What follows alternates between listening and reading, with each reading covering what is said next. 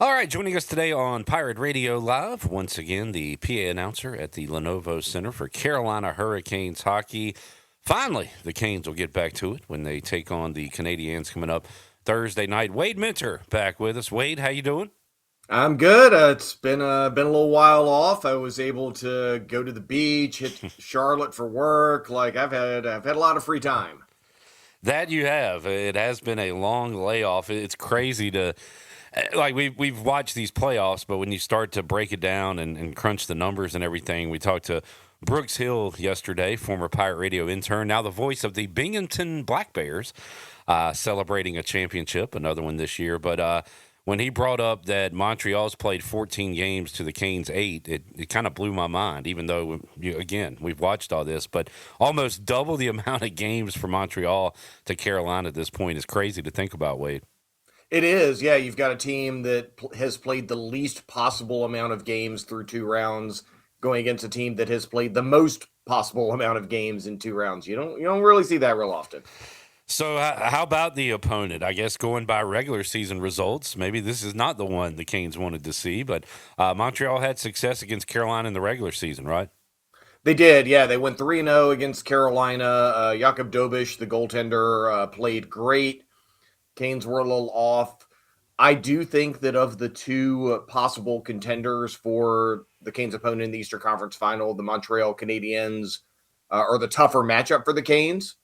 But statistically, the Canes in their first two rounds of sweeps played two of the top five goaltenders in the entirety of the playoffs. I think Dobish is probably like number 6 or 7, mostly because those games against Buffalo were very freewheeling, 8-5 type scores, as opposed to the Canes winning, 2-0, 2-1, 3-2.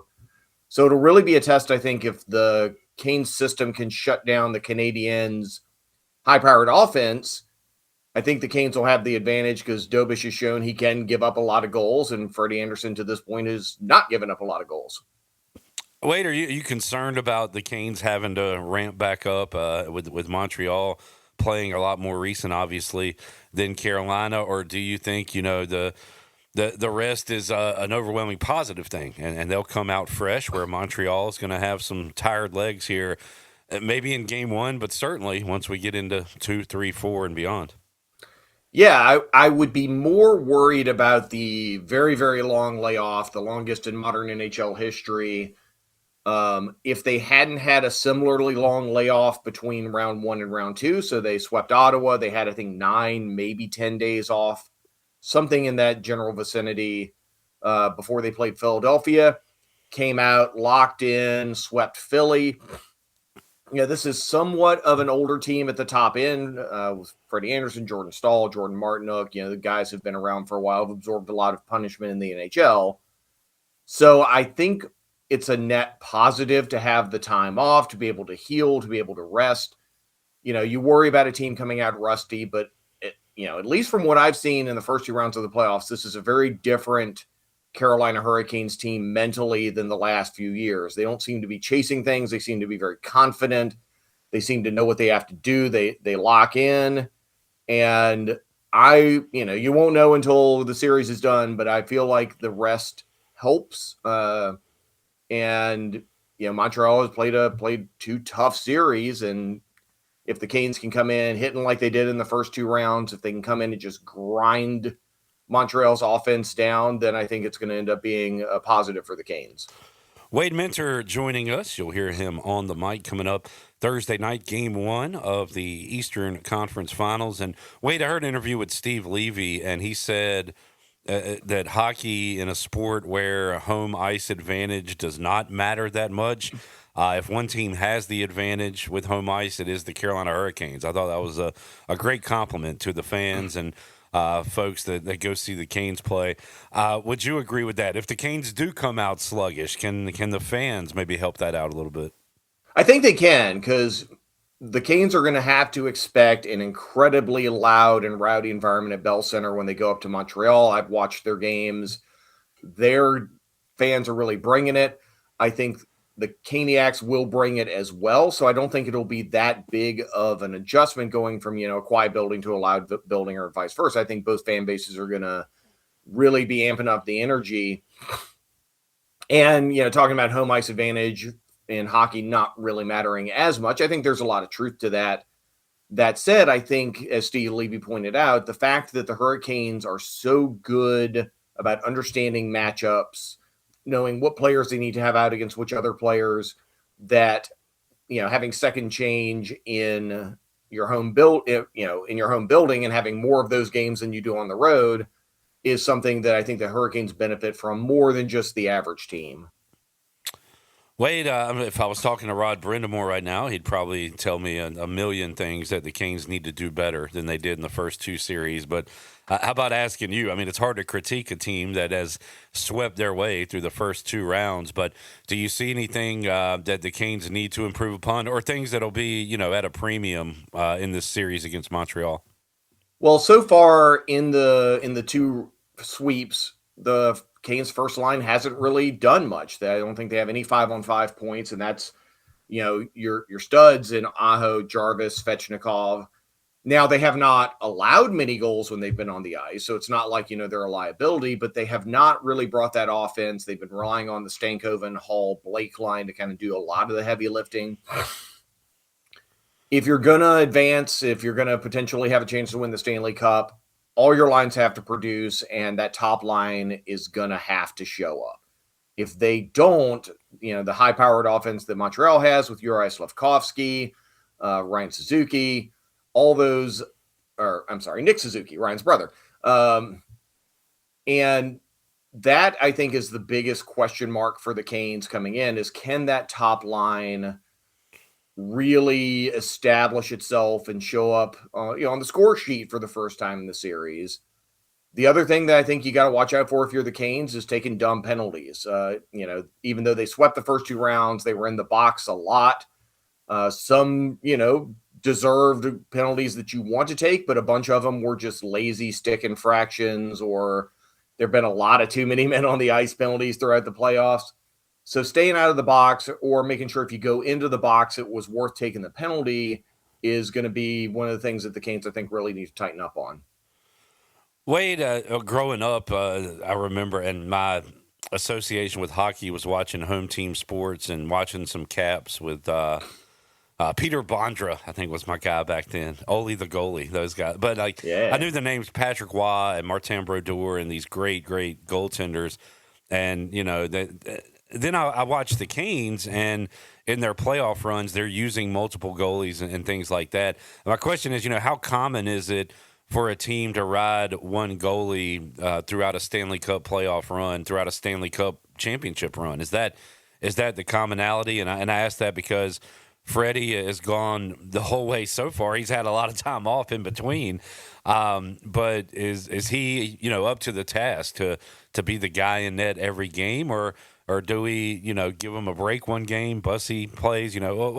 What's the norm when it comes to goaltending in the long Stanley Cup run?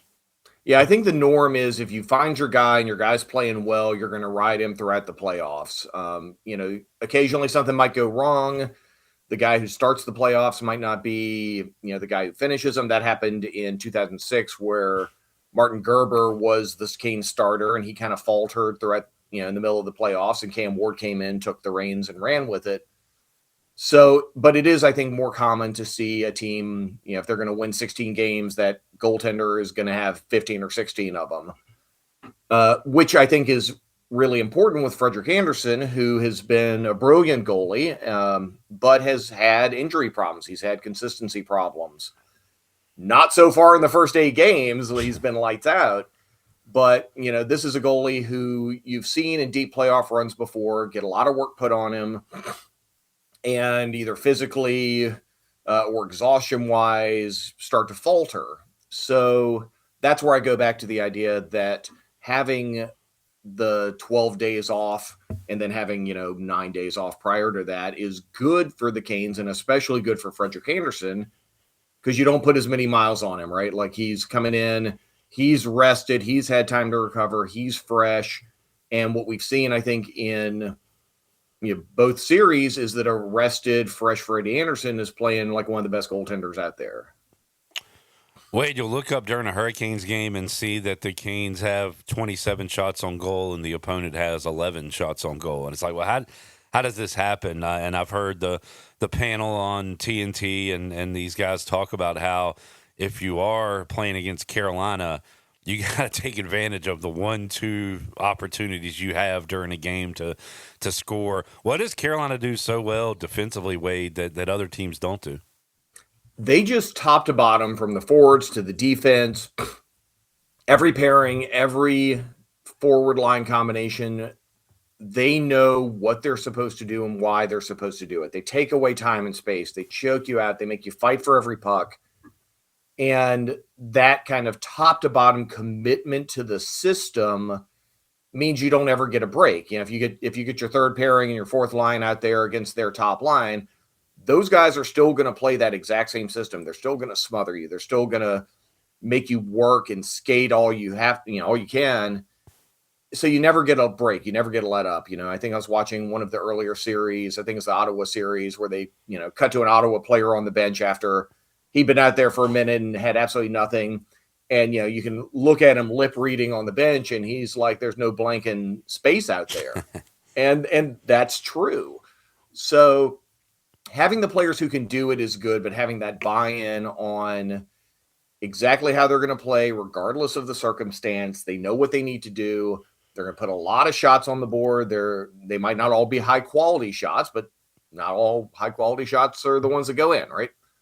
And the downside of that is, at least for me watching, is I think the Canes give up probably an abnormal number of breakaways or odd man rushes if the opponent's able to come in and kind of break the system or break through.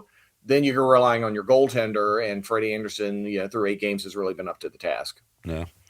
Wade Minter joining us. Wade, looking at the other side of the bracket, I don't know how many goals you have to score to feel safe against Colorado, but we found out 3 is certainly not enough as they rally from a 3-0 deficit in a game, not in the series, obviously. Yes, but yes.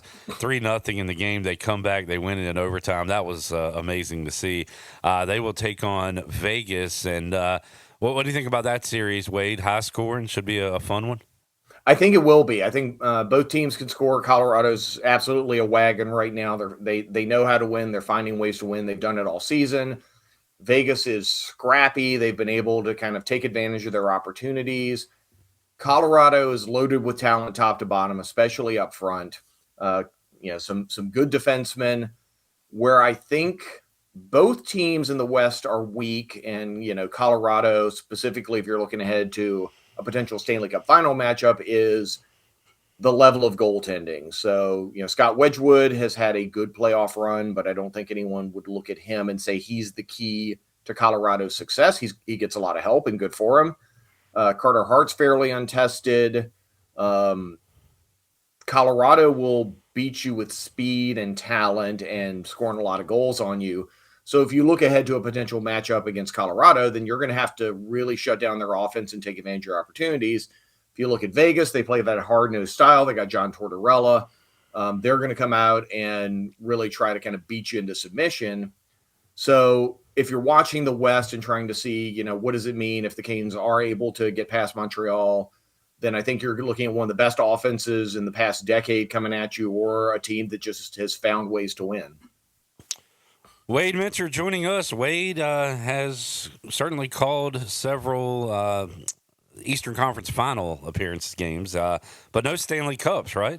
No, I haven't even called a Eastern Conference Final win at Oh, wow. home, because the only Eastern Conference Final game we won since I've been with the team in the 2015-16 season was in Florida on the road last year. So, I think the Man. Canes have been tagged with, a team that falls apart when the stakes get high. They're 1-12 over the last 4 appearances or 3 appearances, and deserved or undeserved, you get tagged with that label, and the only way you can kind of get rid of it is by proving them wrong. So, I think this iteration of the Canes seems to understand how to deal with the pressure. They've been there several times before. But at the end of the day, it's on them to prove that they can win an Eastern Conference Final matchup. They haven't done it in 20 years, and now's the time to do it. Well, hopefully we can check off that milestone box coming up tomorrow night, and who knows, maybe another one on Saturday. But There we go. looking forward to it. Wade, I'm sure it never gets old to you, right? Like calling these big time games and stuff. Is it? Do you still get the goosebumps and stuff when you're in a packed building like that? I mean, I treat it like kind of any other game. I'm there to give my best every single time. Like, even if some people have been there for the entirety of the 11-year run that I've had, there's someone in that building who it's their first game. Yeah. The atmosphere is going to be great. My job is to make sure that it's even greater. And it's fun seeing the energy in the building, from the tailgates in the parking lot to the concourse to the people in the seats. The video production team with the Canes has done an amazing job this year on like video content. The pregame videos are awesome. And, all of us are there to put on a good show and do everything we can off the ice to make sure that the players have everything they need to be hyped, to play their best and put some wins out in front of Lenovo Center. I know I've talked to a lot of folks going either tomorrow or Saturday, and they can't wait to be in Lenovo. I'll be hearing your voice through the television, Wade, so looking forward to that. Have a great call on the mic. We'll catch up with you later on these playoffs, Wade. But appreciate you joining us today, man. Absolutely. Let's go Canes.